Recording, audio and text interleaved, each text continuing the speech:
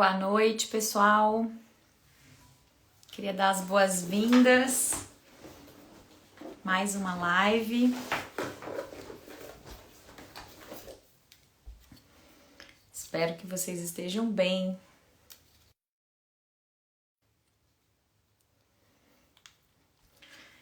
Julho, férias das crianças. Não necessariamente os pais estão de férias, né? Estamos aqui para aprender um pouquinho mais. Mas faz parte, né? É bom até ter a desculpa das férias das crianças pra gente dar uma relaxada, né? Pessoal,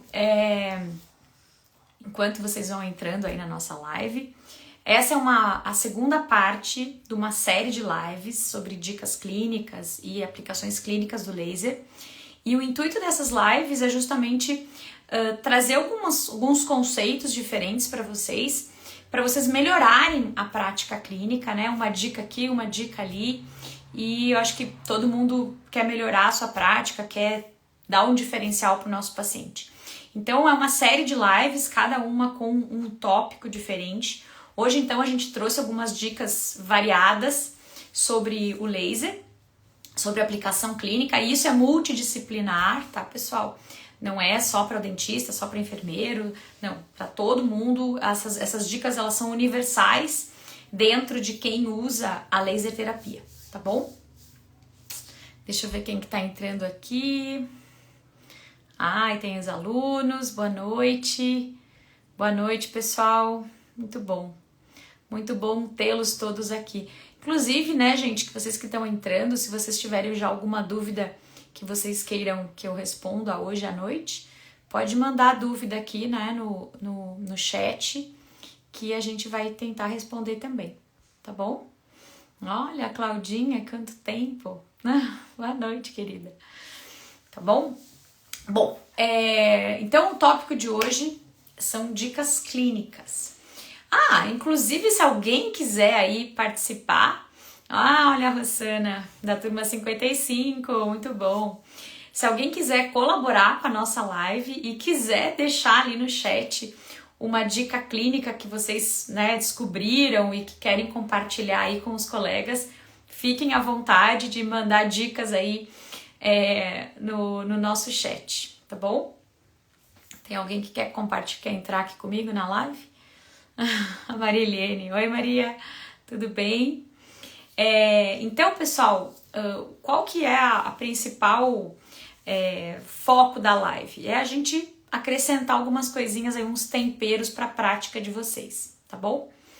Bom, primeira coisa, eu separei, acho que foram 6 dicas clínicas pra gente abordar hoje. Eu vou tentar discutir um pouquinho cada uma das dicas.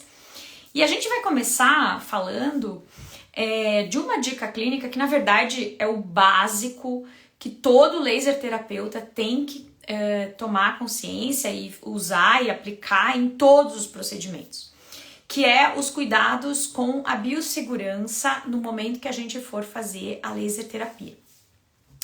Parece óbvio, né, gente? Uma das coisas mais conhecidas por todos é que a gente precisa usar o óculos de proteção toda vez que a gente for fazer o laser.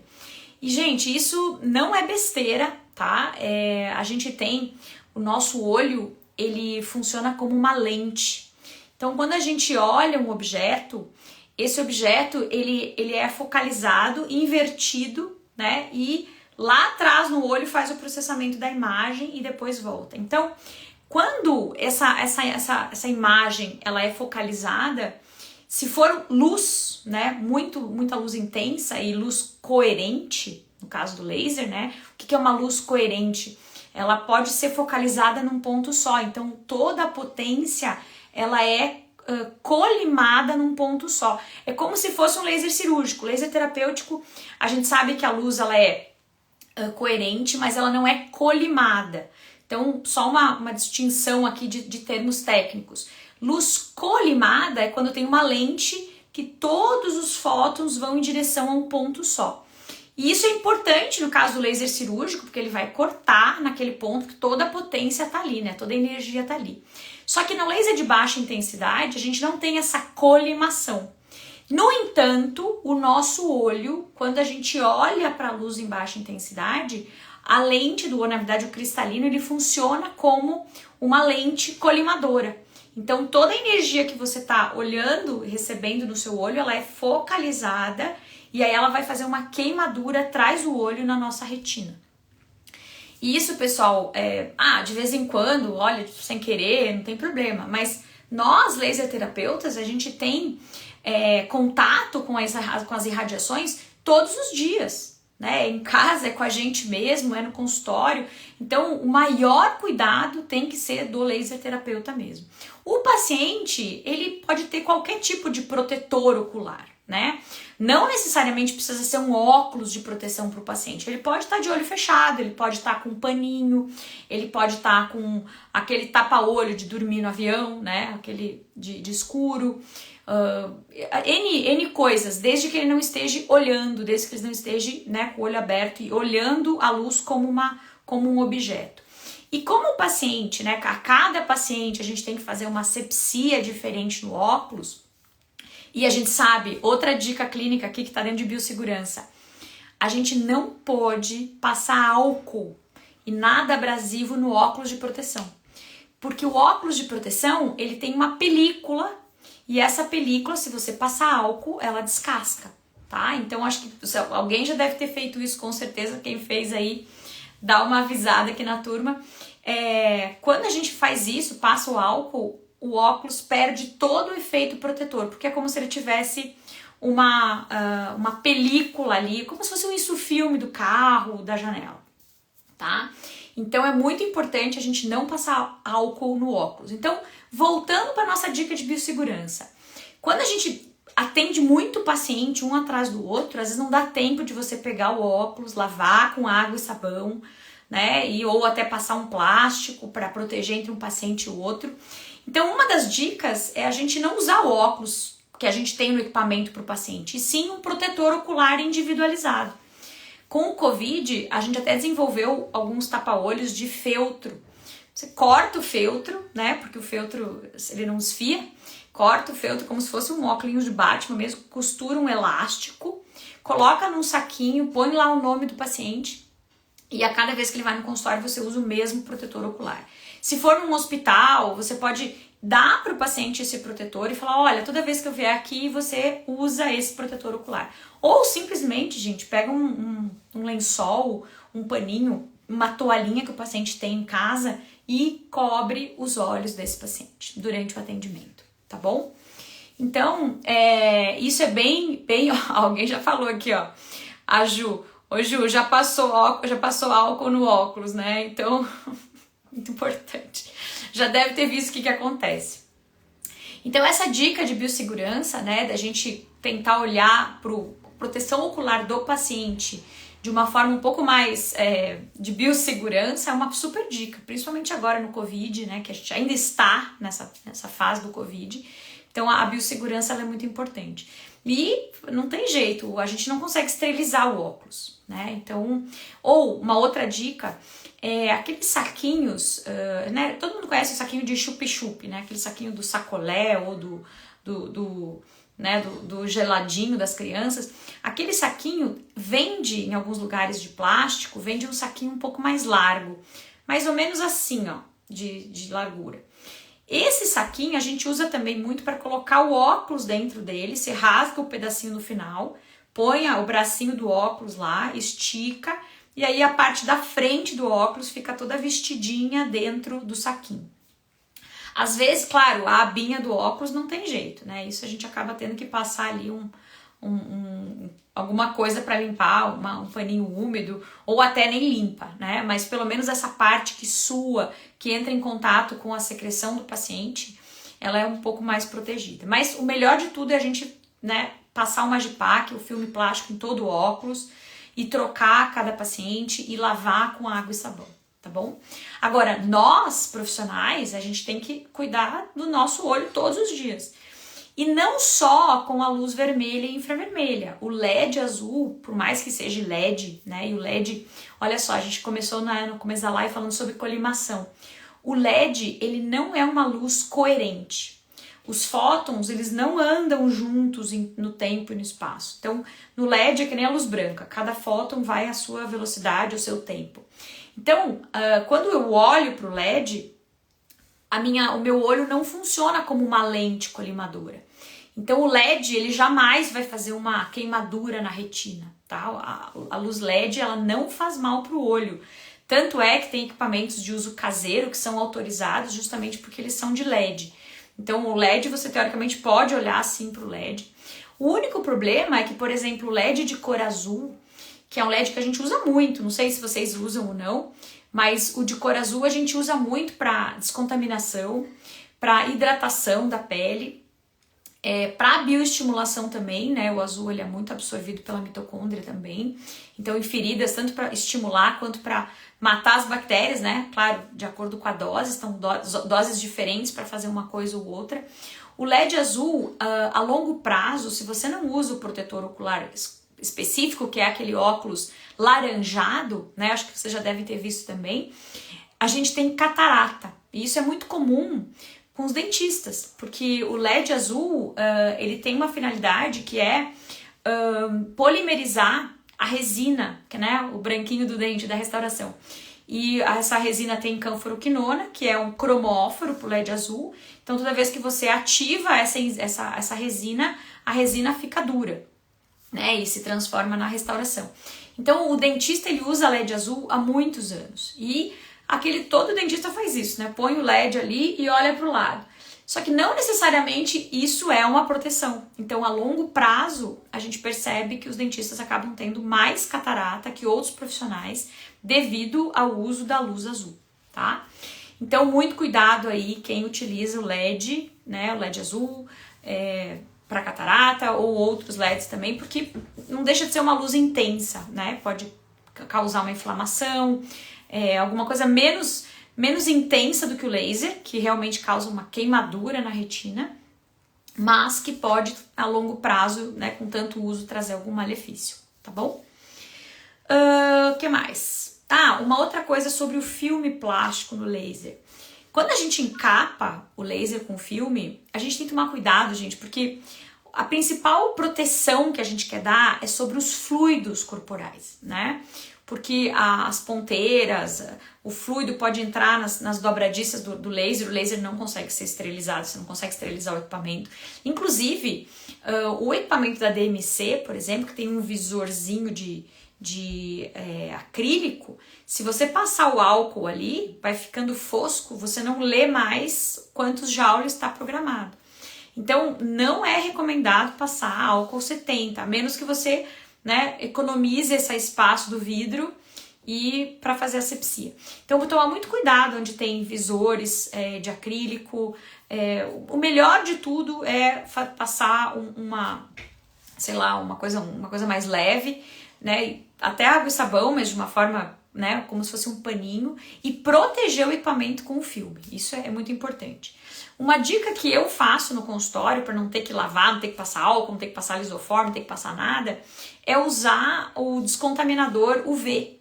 Não sei se vocês já viram isso. Agora com o Covid teve várias marcas comerciais que lançaram, o meu e da MMOtics. É como se fosse uma vassourinha de luz UV que ela descontamina 50 centímetros quadrados a cada 30 segundos. Então você pode descontaminar, por exemplo, o celular, você pode descontaminar a mesa, você pode descontaminar os equipamentos laser. E eu acho super legal, porque é muito rápido, né? 50 centímetros quadrados, pega pelo menos o corpo inteiro do equipamento, depois mais 30, né, focados na ponta, vira do outro lado. Então, em 2 minutos eu descontaminei todo o meu equipamento. E de uma forma não invasiva, bem rápida e bem tranquila, tá bom? Então, essa asepsia é uma coisa muito importante, tá bom? Pessoal, alguma dúvida em relação a isso? Alguém quer fazer algum comentário? Tá? Priscila, já falei aqui, eu uso o da MMOtics, o UV, tá? Que é um descontaminante, mas tem de várias marcas. Agora com o Covid, né, luz UV é o que mais tem. A única coisa, pessoal, é que não se pode olhar para a luz UV e nem colocar a luz UV na mão, no braço, tá? Porque é radiação ultravioleta.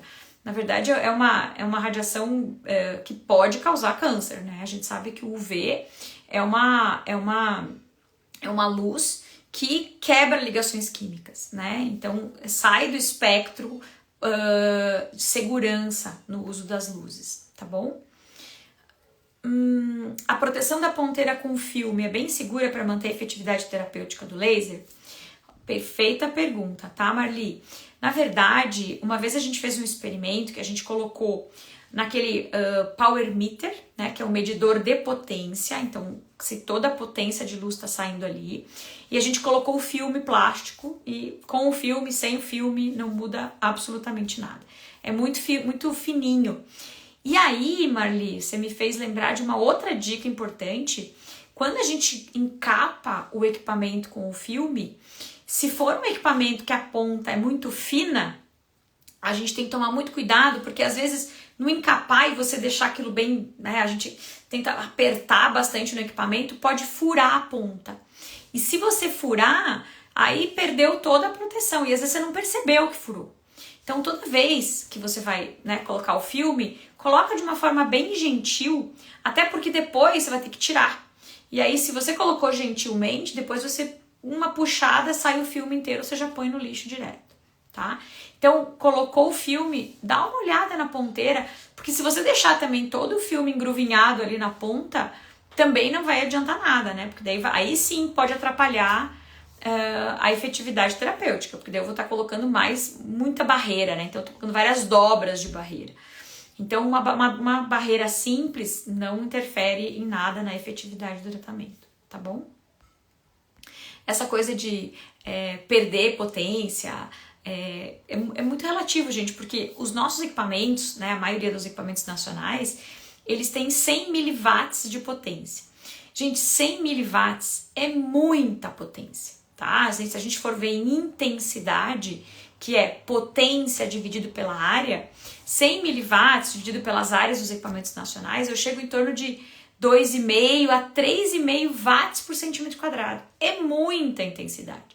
Então, se você afastar um pouquinho o laser, se você colocar alguma coisa que, né, impeça um pouquinho a saída da luz, você ainda está com uma grande área aí de terapia, tá bom? Até porque a gente usa doses baixas, né? A maioria dos tratamentos, mesmo tratamentos de fisioterapia, na enfermagem ou tecidos profundos, a dosagem que a gente usa não é muito alta, porque a gente tem uma boa intensidade, tá? Então a nossa janela terapêutica ela não é muito grande não, tá bom? Álcool, a gente pode descontaminar as ponteiras sim, mas tomar cuidado, não pode usar no óculos, né? Não pode usar no visor. Então tem que dar uma lida no manual de cada equipamento para ver como é que a gente pode fazer essa asepsia do equipamento. Uma outra coisa importante, gente, que muitos não prestam atenção é na maleta, tá? Depende da marca, tem uma maleta azul, uma maleta preta, ou não tem maleta. Gente, essa maleta a gente leva para casa do paciente, a gente leva para o hospital, a gente leva para o consultório, a gente leva para nossa casa. Aí vai fazer no seu filho, você põe a maleta em cima da cama. Gente, essa maleta, ela pode ser um carreador de bactérias. Vocês concordam comigo? Então, muito cuidado com a maleta. Passem álcool 70 ao redor da maleta. Ou encapem a maleta, tá? Então, a gente tem que tomar cuidado, porque a gente fica pensando no laser, e a gente tá espalhando essa maleta no sofá, depois o cachorrinho senta em cima, tá espalhando essa maleta na cama das crianças. Então, a maleta, ela pode ser um carregador de bactérias, né? Principalmente se ela vai para o hospital com muita frequência. Então, quem trabalha em home care, em hospital, pode até ter 2 maletas no porta-malas, né? Vai para o hospital, põe na maleta do hospital. Até porque, às vezes, a gente precisa de materiais no hospital que são diferentes dos outros lugares, né? Então, às vezes, é legal ter maletas diferentes pensando nessa biossegurança, tá? A gente carrega, né, KPC, as bactérias super resistentes pelo corpo, pelo avental. Por isso que a gente tem que tomar cuidado, principalmente quem trabalha nos hospitais, para justamente não ter esse carreamento de bactérias por ali, tá bom? Então isso é muito importante, tá? Pode usar álcool na ponta da fibra? Depende, tá? Depende qual equipamento que você tem e se o visorzinho não tem plástico, porque se o visor tem plástico, esse plástico também pode ficar fosco ao longo do tempo.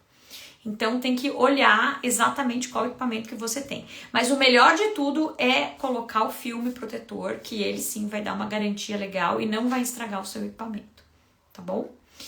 Bom, deixa eu ver aqui, normalmente usa-se o álcool isopropílico em equipamentos eletrônicos, placa de computador, porque é volátil. Pode ser usado em higienização do laser? Depende, tá? Ele pode sim estragar o visor do equipamento. Então, pode usar no corpo do laser, não no visor, tá? Tudo que é material um pouco mais abrasivo tem que tomar cuidado com acrílico. Esponjinha, bucha de cozinha já estraga os nossos acrílicos, né? Os nossos potes de colocar condimentos, então a gente tem que tomar muito cuidado, tá? E claro, né, gente, às vezes o próprio fabricante até pode indicar algum material específico ou algum cuidado específico, tá bom? Como saber se o óculos está bom ou precisa ser trocado? Primeira coisa, deixa eu ver se eu tenho algum óculos aqui.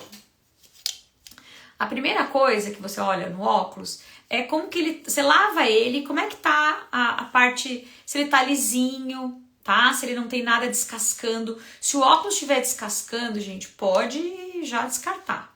Passou álcool, deu alguma coisa nele, tá? Então, se não tiver descascando, beleza. Agora, claro, né, gente, os nossos óculos nacionais, eles têm um OD, né, que é um nível de proteção muito baixo, tá? Quando a gente compra óculos, né, importados ou compra equipamentos mais potentes, a gente vê que o OD, ele é bem mais alto. Então, quando a gente coloca o óculos de proteção, a gente continua enxergando a luz vermelha. E isso mostra que a gente tem sim proteção suficiente, mas que ainda passa a luz vermelha. O que é bom às vezes, porque a gente está vendo que está irradiando. Quando você coloca um óculos muito bom, você põe o óculos e não vê luz vermelha nenhuma. Então isso mostra que é um óculos muito melhor do que os nossos nacionais. Mas, gente, os nacionais funcionam super bem, protegem, tá? Mas escapam aí esses fótons, então você consegue enxergar. Então, a qualidade do óculos é muito importante. Então, se você quiser viajar ou comprar um óculos muito bom, você vai para um OD lá de 5, a partir de 3 já é um OD bem melhor. Os nossos nacionais geralmente é de 1.2, 1.5. Então, os óculos de proteção você pode comprar óculos melhores. E também existem óculos mais claros, né? Então, tem óculos mais claros que barram tanto o laser vermelho quanto o infra. Então, esses óculos, eles também podem ser comprados separado. A única coisa que a gente tem que ter certeza é qual comprimento de onda eu utilizo. Então, 650, 660, que é o vermelho, 810, 830. Então, a banda de comprimento de onda tem que ser referente à proteção do óculos, tá? Por isso que a nossa maior recomendação é você utilizar os óculos que vêm junto com o seu equipamento, para você ter certeza que a proteção vai acontecer, tá? Mas a qualidade do óculos, para eu medir se ele tá bom ou não, é meio que visual mesmo, tá? Eu vejo qual que tá a qualidade da película e claro, né, gente, se eu começar a doer o olho, começar a ver uma luz muito forte, dá uma olhada se não é o óculos, né? Existem marcas e marcas, qualidades e qualidades, tá bom? Que mais? Quanto à aferição... Não, peraí, tem mais uma pergunta antes. Onicomicose, isso aqui, Marli, hoje não, tá, Marli? Ó, quanto para a aferição do equipamento? Gente, os equipamentos a gente recomenda ir para a fábrica a cada 2 anos para fazer uma manutenção, ou quando você percebe que alguma coisa não tá legal. Quando a gente tem 2 equipamentos, é mais fácil da gente comparar a intensidade de luz vermelha. Mas quando a gente só tem um, fica mais difícil, porque a gente vai se acostumando com aquela intensidade. Tem uma dica que eu ensino para os alunos, que é você pegar uma folha branca, sulfite, ligar assim que você compra o equipamento, ligar o laser vermelho nessa folha branca e fazer uma foto, tá? Então, nessa foto, uma foto bem padronizada, tá? Num lugar comum, no seu escritório, algum lugar que você tá sempre ali. E aí você tira a foto dessa intensidade de luz, do tamanho do halo, da distância que você manteve. E de tempos em tempos você repete essa foto para ver se a intensidade de luz que está saindo é igual. vocês vão ver que ao longo dos anos a intensidade vai diminuindo e tem que mandar sim para a fábrica para fazer um polimento na fibra. Ou se o equipamento caiu muito no chão, gente, pode desalinhar a saída do laser e isso prejudica a intensidade da luz. Então, às vezes você pode estar usando um placebo e não sabe. Olha, não parou de funcionar nos meus pacientes, o que está acontecendo? Manda o equipamento para manutenção. Então, quantidade de quedas do equipamento, uso, né? Quanto mais você usa, mais você liga, desliga, manuseia, né? Isso tudo são parâmetros. Se você usa muito, tem que mandar com mais frequência para revisão na fábrica, tá? Mas pelo menos a cada 2 anos, que geralmente é o momento que vocês compram o seu segundo equipamento, porque a gente não consegue ficar sem, né? Não sei se já aconteceu isso com vocês, mas geralmente quando o pessoal tá na hora de mandar para manutenção ou quebrou o equipamento, aí começa a dar um desespero. Como é que eu vou ter que desmarcar os pacientes? Como é que eu vou ficar sem laser na minha casa? E aí é a hora de comprar o segundo laser, né? Para quem já não comprou. Então é mais ou menos assim que funciona, tá? Olha, o tempo de aferição, eu acho que eles demoram 2 semanas para devolver o equipamento, se eu não me engano, depende da fábrica, tá? Então depende da fábrica, 2 semanas. Usar óculos para LED, sim ou não? É bom usar o óculos para LED, que nem a gente conversou no começo, que o LED não faz tanto mal ao olho, mas é bom porque o azul, por exemplo, pode causar cataratas, por exemplo, tá? O Recover tem vermelho e infra? Tem. O Recover é um equipamento bem completinho. O que mais? Deixa eu ver se tem mais alguma pergunta. Bom, nenhuma pergunta, então vamos para a próxima. A outra dica clínica, pessoal, é sobre o fototipo do paciente, os cromóforos que você vai encontrar na sua irradiação, se ele tem tatuagem, se ele tem alguma pinta, um pelo, um cabelo. Não adianta querer irradiar sobre tatuagem, o paciente vai sentir uma queimadura.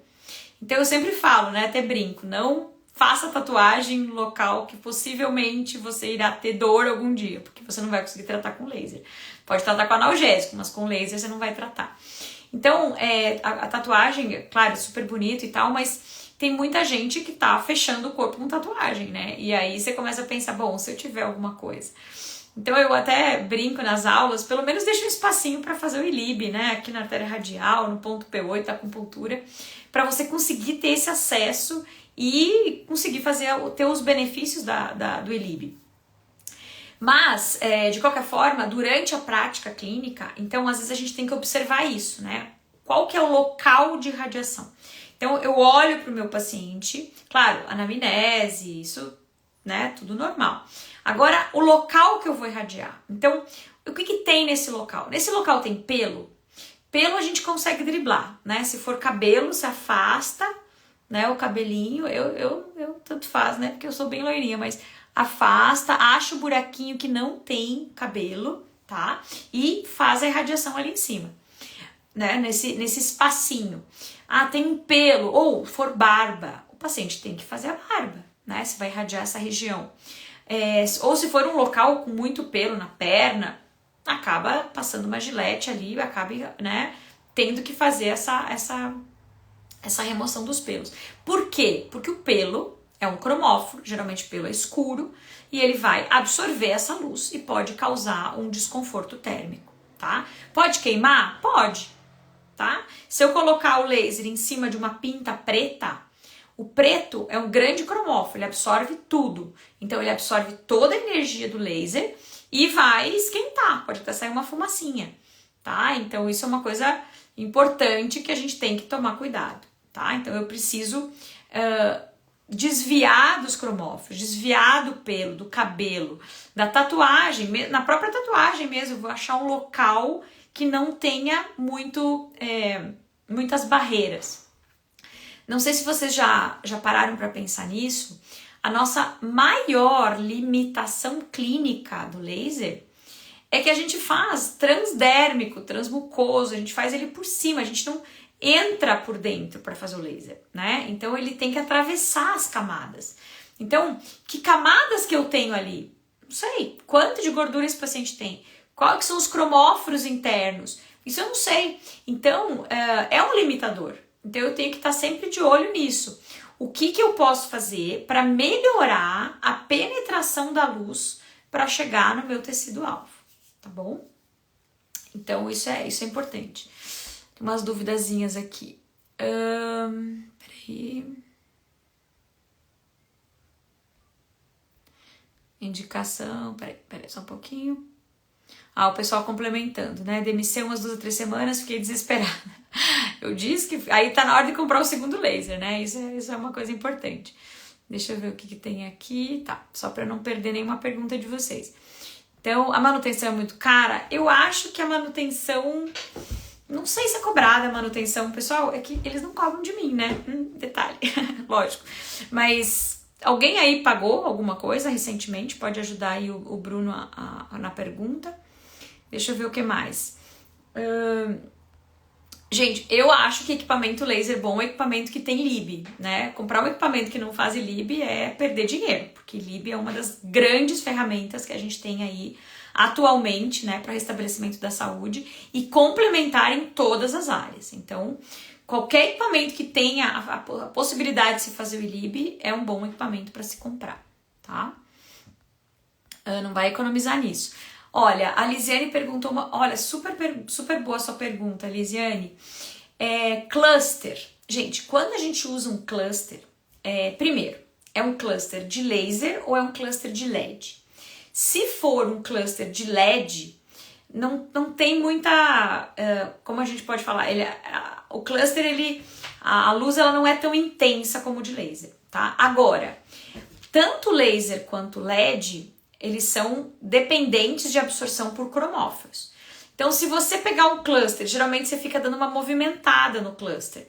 Quando a gente movimenta a luz, é menos intensidade parada no mesmo cromóforo. Então, tende-se a ter menos efeitos de dor, de sensação térmica. Então, legal, né? No cluster eu movimento, eu tenho menos intensidade. Mas tomar cuidado, porque se eu ficar parada, eu posso também ter algum efeito. E se eu tiver uma área de tatuagem muito grande, aí eu não vou conseguir usar o cluster, tá? Porque aí vai pegar vários pontos de pigmentação. Então aí vale mais a pena pegar o pontual e escolher os pontinhos no meio da tatuagem que tenha menos cor ou que não tenha tatuagem, para você conseguir a penetração da luz, tá bom? Que mais? Áreas grandes de dor. Os clusters de infra, né, de laser infra, são os melhores para dor. Isso não tem sombra de dúvida.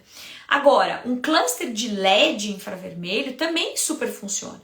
O que muda de um cluster de laser para um cluster de LED infravermelho quando a gente está falando aqui de dor, tá? Muda o tempo de radiação.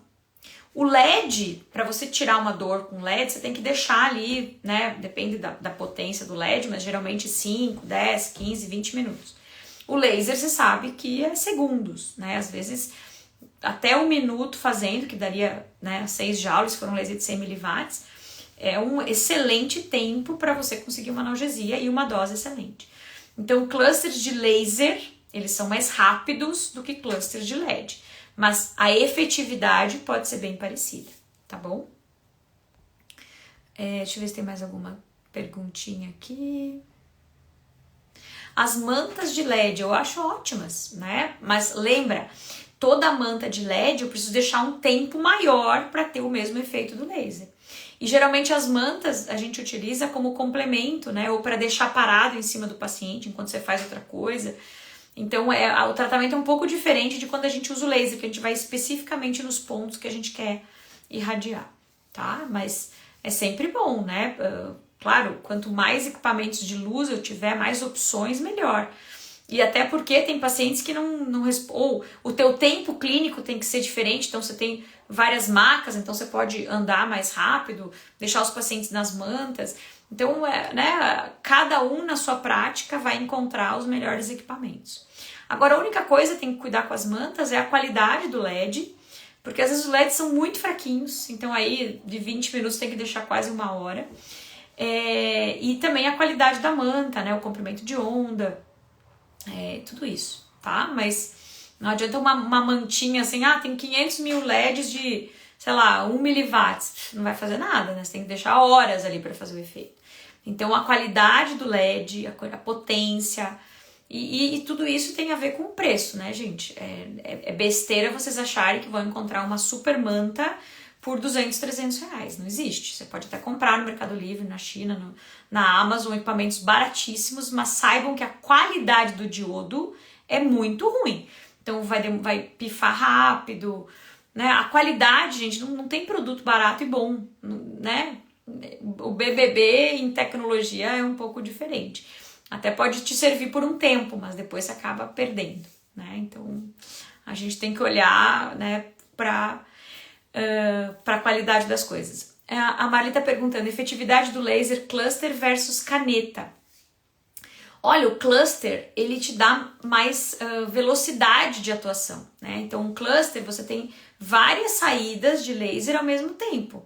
A caneta é uma só, então você tem que ir lá e aplicar. Agora, por exemplo, na fisioterapia, por exemplo, às vezes você sabe onde é que está o tendão, você sabe exatamente, e você sabe a inclinação que você tem que dar para pegar o lugar que você quer irradiar. Então, às vezes a caneta, ela é muito importante em algumas aplicações, tá? Na odontologia, por exemplo, a gente não consegue atuar sem ser caneta. Então a caneta, ela tem uma finalidade muito importante, pontual. E se você fizer vários pontos com a caneta, você vai ter o mesmo resultado do cluster, agora numa velocidade mais lenta. O cluster não, o cluster você vai, né? Tem um cluster de infravermelho que tem 8 infravermelhos. Então se você coloca, por exemplo, 4 joules, que daria 40 segundos, você faz 8 pontos em 40 segundos. Então a velocidade é muito mais rápida.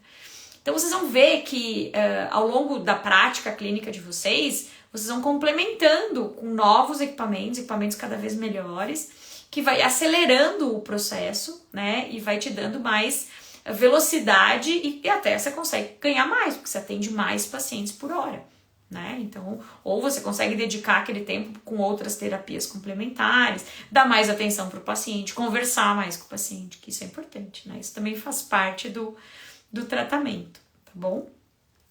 Olha a Lari aí. Obrigada, Lari. Saudades também. Que mais? Bom, outra dica, gente. Essa dica é valiosíssima. Primeira sessão de laser terapia.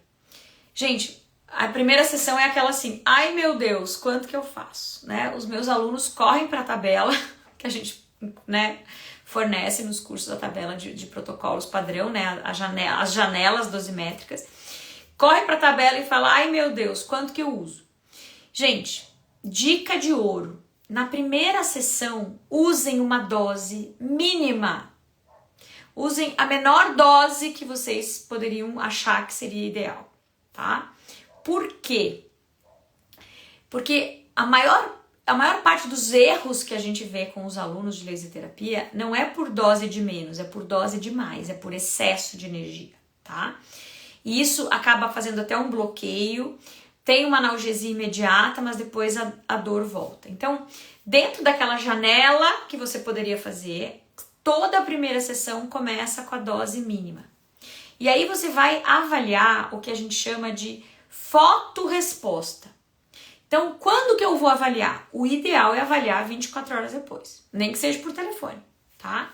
Então, em 24 horas, você vai perceber, bom, como que foi essa dose? Como que esse tecido se comportou com essa primeira dose que eu dei? Se esse tecido respondeu bem, isso é um bom sinal de que a fotorresposta foi super boa e que eu não preciso subir lá na dosagem lá em cima para ter um efeito clínico, tá? Se eu não tiver efeito clínico nenhum, eu tenho que reavaliar. Agora, existem exceções. Por exemplo, numa parestesia, às vezes o resultado não vem em 24 horas. Mas daí, a sua avaliação da fotorresposta, ela já tem que estar programada. Que tipo de tecido eu estou tratando? Se é um tecido superficial, eu sei que a minha fotorresposta em 24 horas tem que vir. Então, atenção, enfermeiros que estão aí assistindo, tá? Essa live. Enfermagem trabalha muito com tecido superficial, né? Com pele. E aí, gente, você tem que ver resultado positivo em 24 horas. Se essa ferida não melhorou as bordas, não melhorou a cor, não subiu, não aconteceu nada com ela em 24 horas, você errou a dose. E aí, gente, 90% desse erro foi por excesso de dose. Por isso que a dose inicial tem que ser baixa, tá? Então, se uma dose super baixa, que é segundos de radiação, já teve o resultado em 24 horas, mantém a dose baixa. Fotorresposta legal. Agora, vamos pensar numa parestesia, numa paralisia facial. Às vezes o resultado não vem em 24 horas. Se bem que paralisia facial, se for uma recente, até vem. Mas se for um tecido nervoso, um tecido que demanda um pouquinho mais de tempo para ele se regenerar, então a fotorresposta não vai vir em 24 horas. Mas vamos imaginar então que você fez uma segunda avaliação em uma semana.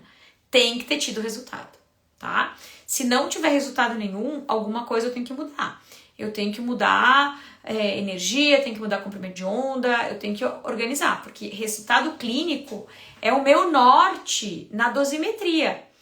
Todo paciente, ele tem, acho que até, olha a Lara tá aqui, excesso de tecido adiposo interfere na dosimetria. Gente, tecido adiposo com certeza interfere, ele espalha a luz, então eu tenho que colocar uma dose mais alta, muitas vezes, tá? A não ser que a lesão é no próprio tecido adiposo, aí é outra exceção. Mas vamos lá, cada paciente, gente, tem as camadas diferentes. Então, dentro da minha dosimetria, e eu tenho que individualizar a dosimetria, eu preciso ver se aquela minha dose que eu conheço como padrão funcionou para aquele paciente, tá? Então isso é individualização de protocolos. Não existe um protocolo fechado, não existe. Existe o melhor protocolo para o meu paciente, mas quem determina sou eu, o laser terapeuta, tá? Eu até posso ter a minha tabelinha, né, que a gente dá para os alunos nos cursos, eu posso ter um norte, eu posso ter uma... Olha, geralmente a gente usa essa janela terapêutica, mas eu vou testar essa janela terapêutica dentro do meu paciente. E aí o resultado clínico eu preciso avaliar para ver se aquilo está funcionando, tá bom? Então isso é muito importante. Mucosite começa também com dose baixa? Stella, com certeza. Se você quiser tratar uma mucosite, o único jeito é com dose baixa. Nunca se trate mucosite com dose alta. Você pode até inibir, causar uma analgesia imediata maravilhosa, mas você não está tratando, tá? Então, você vai ver que o seu resultado vai melhorar, assim, 1000% se você botar uma dose baixa ali. Que mais? Estou tratando uma paralisia facial tardia, quase 40 dias após o início. Hoje foi a 5ª sessão, ainda com pouca resposta. Bom, quem que tá me escrevendo isso, Barreto BRT, me manda um direct que eu vou te ajudar, tá bom? Manda lá detalhes do tipo, qual o intervalo entre as sessões, qual dosagem que você tá usando e qual é a causa dessa paralisia facial, tá? Não importa se é tardia, a resposta tem que vir também, tá bom? Às vezes, como é tardia, a resposta demora um pouquinho, ou eu preciso fazer uma alteração dosimétrica para o nervo não acostumar com o estímulo, isso também é importante. Então, me chama no direct que eu te ajudo, tá bom? Na paralisia facial, depende. Se for uma tardia, a gente até pode ter um resultado mais demorado, mas numa paralisia recente, o resultado vem em 24 horas também, é muito rápido, tá? Que mais? O pessoal quer entrar ao vivo aqui, gente. Quem quer entrar ao vivo aqui comigo? Vamos ver. Vocês querem dar depoimento, é isso? Ou vocês entraram sem querer? 2 perguntinhas aqui na nossa caixinha de perguntas. Quando eu uso o azul de metileno com o vermelho e o LED azul? Azul de metileno é sempre com LED azul. O LED influencia no azul de metileno? Na verdade, a gente não usa junto, tá, Lisiane? Quando a gente usa o azul de metileno com o laser vermelho, a gente está fazendo a técnica da terapia fotodinâmica, né? O que é essa técnica? A energia da luz é absorvida pelo azul e transferida para um oxigênio, causando, né, espécies reativas de oxigênio, que são os radicais livres, que em excesso vão matar uma bactéria, um vírus, um fungo, e, né, muito mais rápido que uma célula sadia, uma célula normal. Então a gente tem aí uma reação química, né, de formação de radicais livres que vai lesionar esses micro-organismos ou matá-los, tá? Então, agora, eu não uso o LED azul. O LED azul sozinho ele é antimicrobiano, acho que essa é a sua questão. Quando eu uso o LED azul numa dose alta, ele mata sozinho as bactérias, porque tem muitas bactérias que são cromóforos por LED azul. tá? Então, acho que essa é a sua pergunta, certo? Alguém perguntou um pano molhado com uma gotinha de detergente. Eu acho que pode no óculos, mas tem que tomar cuidado para não molhar muito, porque é um produto eletrônico, se essa é a sua pergunta também, tá bom? Demorei aqui para abrir a caixinha.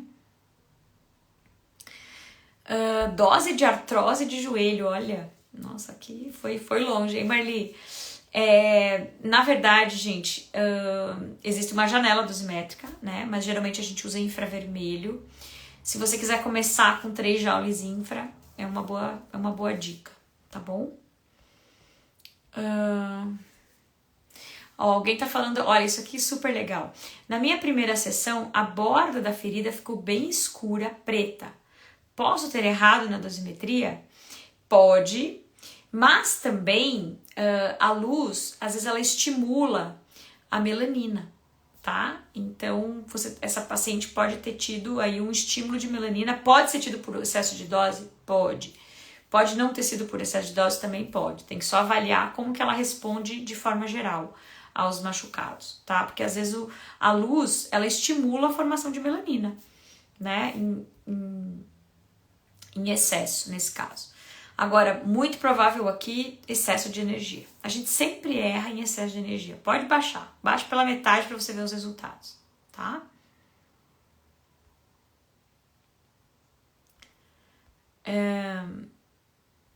Protocolo para Alzheimer, contratura muscular, isso aqui só na mentoria, tá?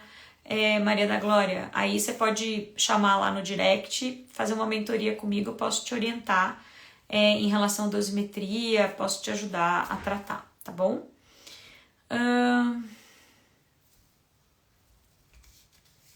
Em relação a laser puntura, em breve a gente vai ter uma live sobre isso. Então, a Carol V50, se quiser participar da nossa live de laser puntura, acho que vai acontecer em agosto. E aí as experts, aí a professora Cássia, a Virgínia vão estar aí com a gente, tá bom? E aí você tira todas as suas dúvidas de aurículo, sobre frequência, tá bom? Prevenção de queloide. Gente, prevenção de queloide se resume a vou regenerar um tecido, né? Vou ajudar o tecido a regenerar com saúde, com equilíbrio. Sempre em regeneração é dose baixa, tá? Se eu fizer dose alta, eu posso até estimular a formação de queloide para quem tem tendência, tá bom? O que mais? Tendão. Não necessariamente dose maior em tendão, tá?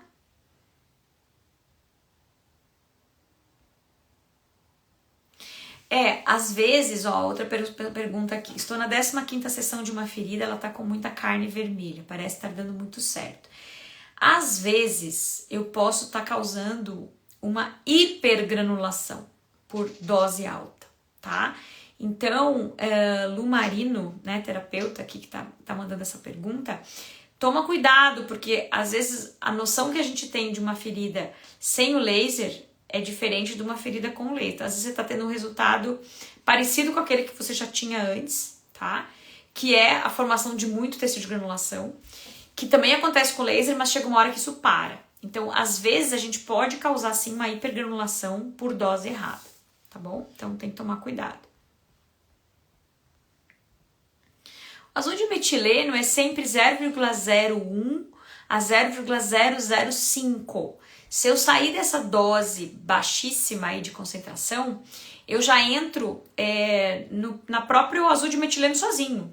A gente sabe que o azul de metileno 1% é tóxico, né? É usado já há anos para matar fungo e outras coisas. Então, se eu tiver com uma porcentagem muito alta do azul de metileno, eu vou estar tendo um efeito antimicrobiano, eu vou estar tendo um resultado clínico, mas não é o resultado clínico da terapia fotodinâmica, que é essa interação da luz com o azul de metileno.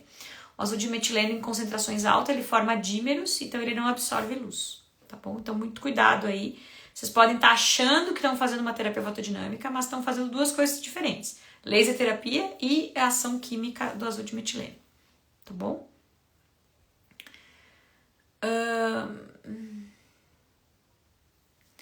O ILIB para queloide é uma técnica associada a uma técnica local, tá?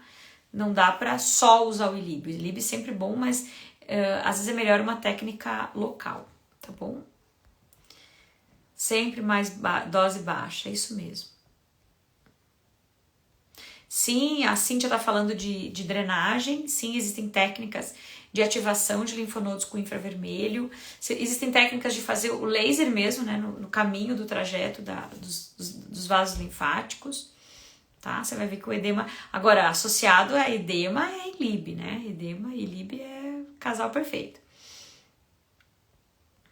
Sim, é isso mesmo que eu falei, tá? Alguém perguntou, podemos causar hipergranulação por dose alta ou baixa? Sim, doses erradas podem estimular o tecido de formas diferentes. Então, geralmente dose alta, tá? Dose baixa não hipergranula, pelo contrário, tá bom? Bom, pessoal, tá quase acabando a nossa live. Deixa eu dar mais uma dica aqui pra vocês. Algumas coisas bem simples que eu anotei aqui é, por exemplo, ter uma rotina de você chegar no consultório, chegar em casa e já colocar o equipamento para carregar, né? Para não ter atropelos durante a prática na rua, né? No paciente, no consultório. Então, sempre carregando o equipamento laser. Sempre apoiar o dedo próximo ao equipamento. Então, por que isso, gente? Porque às vezes você apoia o equipamento direto no paciente e você fica com toda a sua... com o seu equilíbrio naquele ponto. E além disso, dependendo do equipamento que você está usando, você pode causar uma lesão, né? Então eu recomendo sempre apoiar o equipamento no dedo, o dedo no rosto do paciente ou na pele do paciente e aí fazer a irradiação, tá bom? Mais dúvidas, pessoal? Eu deixei um filé mignon aqui para as nossas próximas lives. Na segunda-feira a gente vai falar de uma live, a gente vai começar falando sobre contato versus afastado, tá? Quando que eu uso o laser em contato, quando que eu afasto. Isso é um tema amplo, né? Então por isso que eu só comentei aqui com vocês, mas é uma super dica, quase uma aula falando sobre isso, mas é muito importante, isso faz toda a diferença na prática clínica de vocês. Então anotem aí, segunda-feira, dia 25, tem mais uma live comigo às 9 horas e eu vou começar a live falando sobre isso, tá bom? Então, quem puder participar da live da segunda-feira, já anota aí, agenda, né? Certo? Deixa eu ver se tem mais alguma perguntinha.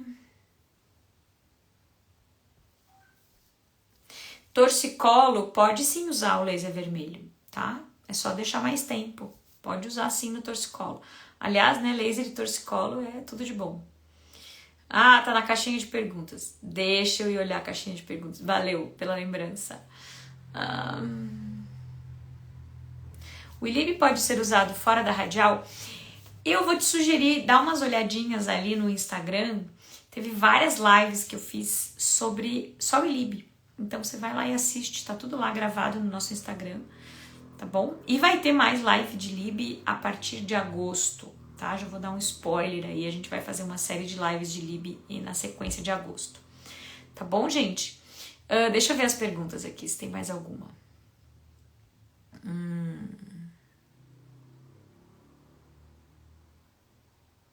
Em cluster de laser, pode haver a sobreposição de luz e alterar a dosimetria? Olha, a Ana Barros está estudando, hein, Ana?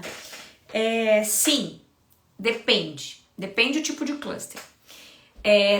Geralmente os clusters, eles deixam uma distância entre uma saída e outra de luz. Se essa distância for suficiente, você não vai ter uma sobreposição de dose. Agora, você ficar com o cluster parado muito tempo, isso, a luz vai penetrando, então vai aumentando a dosimetria. Então vai depender muito de como que você aplica o cluster. Né? Se você está em contato, se você está fazendo uma leve varredura, então se você afasta, né? Tudo isso é dosimetria. Então quando a gente fala assim, tô fazendo um joule não me diz nada. É um joule encostado, é um joule afastado, é um joule varredura, são 10 pontos de um joule, é 1 ponto de um joule. Então o joule é uma parte da dosimetria. Então ser ou não ser o cluster, não sei. Eu tenho que ver naquele paciente, naquela patologia, tá bom? Obrigada, olha a Graça aqui. Obrigada, Graça. Obrigada. Pode vir sempre, vir. Ah, vamos lá. Tô te esperando no curso de Lib. Vai ter uma turma. Agora já tá na turma 10. Tem uma turma 11, começando, se eu não me engano, em outubro. Eu acho que essa turma ainda aceita alunos, tá bom? Se quiser entrar, será bem-vinda.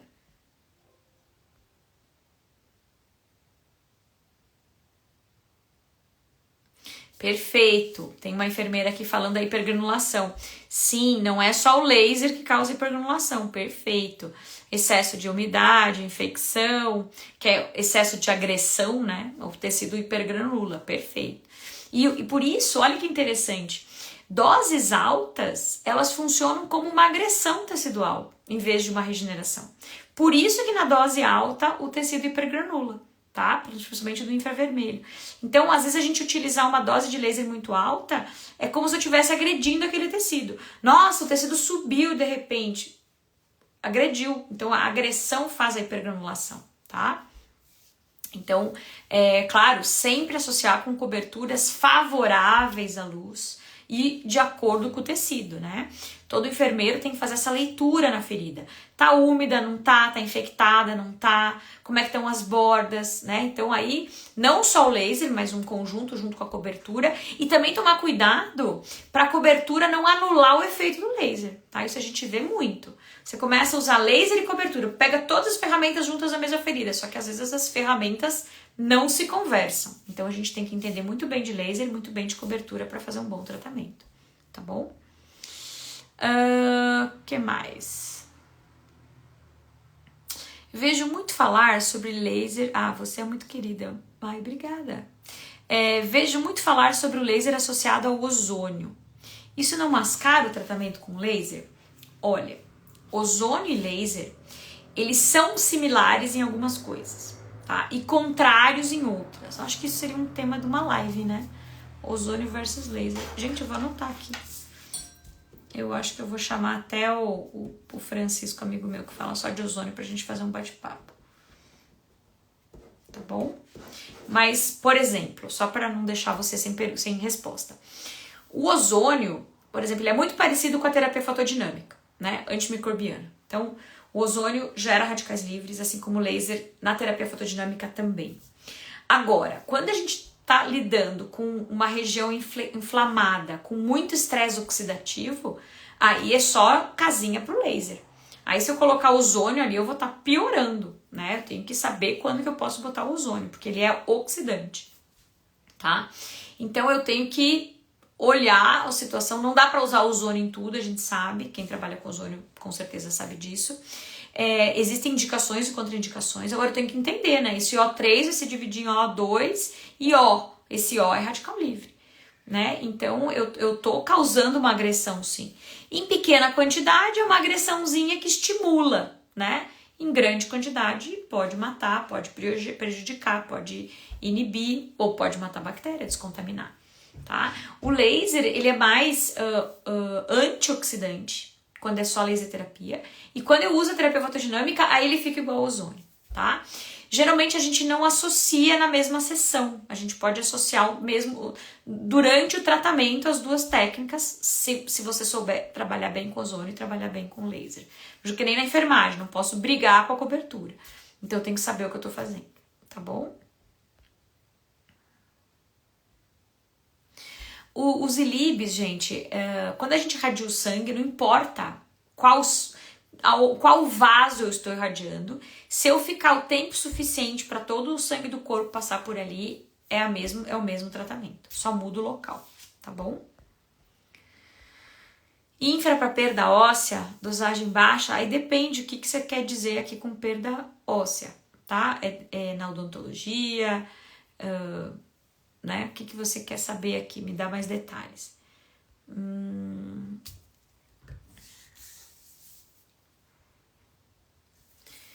Que mais? Gente, acho que agora, né, a gente começou a desvincular aqui as perguntas do nosso tópico. Mas é isso aí. Marca-passo não é contraindicação para laser, tá? Isso já caiu, tá bom? É isso aí.